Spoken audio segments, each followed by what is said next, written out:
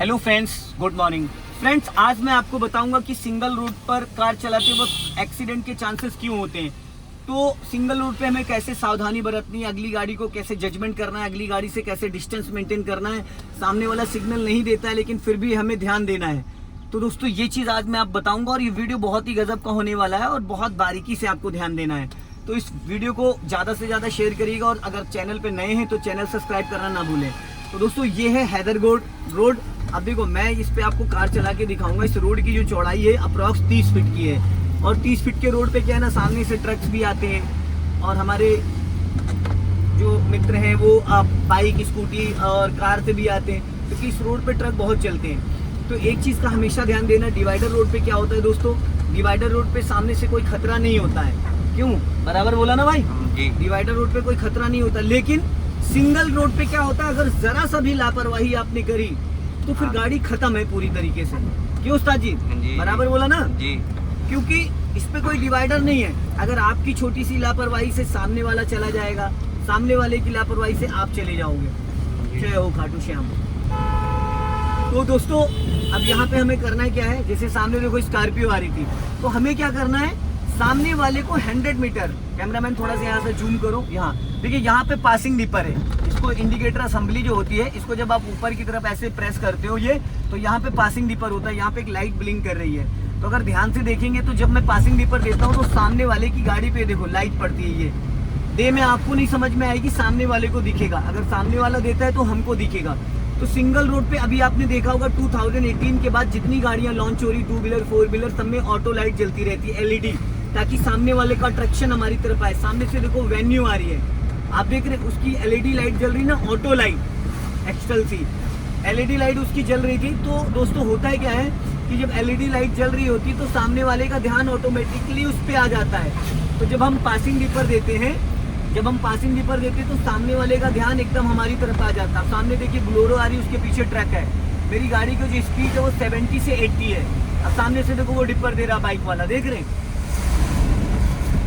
तो ऐसे में क्या है दोस्तों, अब सामने से देखो बस आ रही है। ऐसे रास्तों में कार चलाना थोड़ा टफ है। अब देखो सामने बाइक वाला है, मैंने गाड़ी स्लो कर ली, क्योंकि इसको बचाने की जिम्मेदारी 99 नहीं 101% जिम्मेदारी मेरी है। सामने देखो ट्रक वाला डिपर यूज कर रहा है। बहुत सारे लोगों को पता ही नहीं कि पासिंग डिपर क्या होता है। अब ऐसे में अगर मैं गाड़ी की स्पीड कम नहीं करूंगा तो वो हमें ठोक देगा, क्योंकि अगला बंदा बड़ी गाड़ी लिए हुआ है। हमें थोड़ी सी सावधानी बरतनी है, ये बरतनी, रफ ड्राइविंग नहीं करना है। ज़्यादा रफ ड्राइविंग करोगे तो दिक्कत हो सकती है।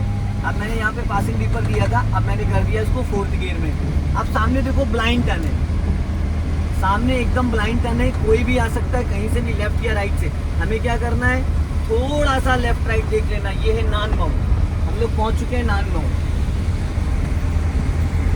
अब देखिए सामने से ई-रिक्शा आ रहा है, ऑटो आ रहा है, और ये जो आप झाड़ियाँ देख रहे हैं, आपको लगता है यहाँ से कोई नहीं आएगा, लेकिन यहाँ से कभी भी अचानक कोई भी प्रकट हो जाता है। जैसे कि गाय, भैंस, घोड़ा, गधा, ये कुछ भी आ सकता है, जानवर भी आ जाते हैं। कभी कभी लोग अचानक, गांव के लोग साइकिल, बाइक लेके, ट्रैक्टर लेके निकल आते हैं। तो ये भी हमको थोड़ा सा ध्यान देना है। इसको साइलेंट कर दीजिए अपने फ़ोन को थोड़ी देर।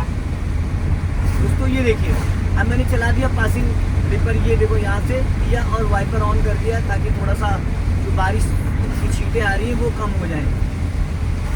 फ्रंट व्हील सील जो है उस पर हमें क्लियर दिखना चाहिए। अब मेरी गाड़ी चल रही है 70 से 80, मैंने कर दिया इसको 5th गियर में। अपना लेफ्ट टू राइट चेक करते रहना है हमें, लेफ्ट टू राइट चेक करते रहना, ताकि देखिए गाँव वाँव जहाँ पे हुआ करे वहाँ पे गाड़ी को थोड़ा सा स्लो कर लेना है, क्योंकि कभी भी कोई भी कहीं से भी आ जाता है। अब सामने से देखो क्रेटा निकल रही है, ये जो व्हाइट लाइन है ना, व्हाइट लाइन पे देखिए बीच बीच में कट है। इसका मतलब ये है कि आप यहाँ पे ओवरटेक कर सकते हैं। अगर बीच में कट नहीं होते तो वहाँ पे आप ओवरटेक नहीं कर सकते हैं। देखो लेफ्ट में बाइक जा रही थी, मेरी नज़र जो थी वो बाइक पे थी। राइट वाला पैर मैंने रखा ब्रेक पे, गाड़ी कर ली स्लो।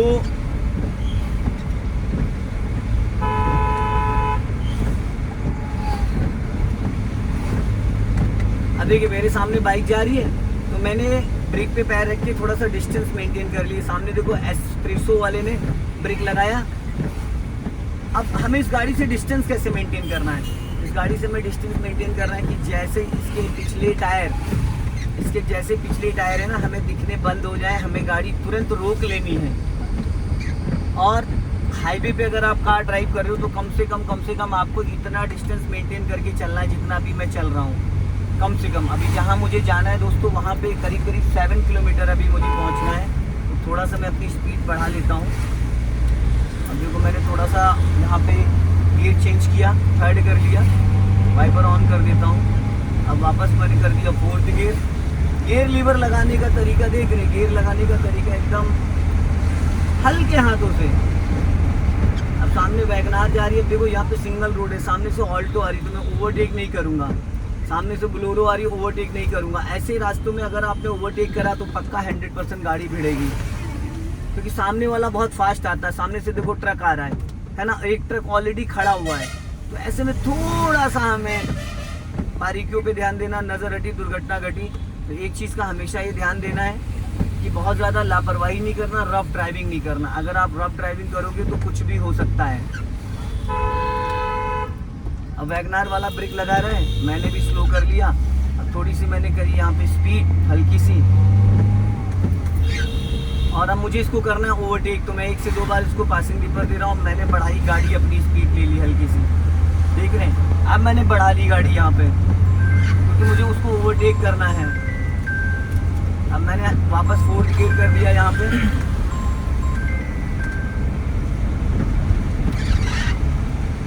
अब सामने से ट्रक आ रहा है, लेफ्ट में ऑटो जा रहा है।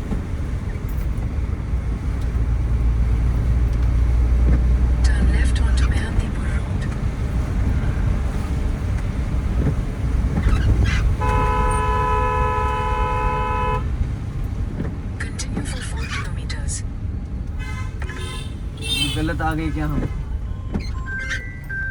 दोस्तों इस वीडियो को मैं यहीं पे ख़त्म करता हूँ। जय हिंद, वंदे मातरम।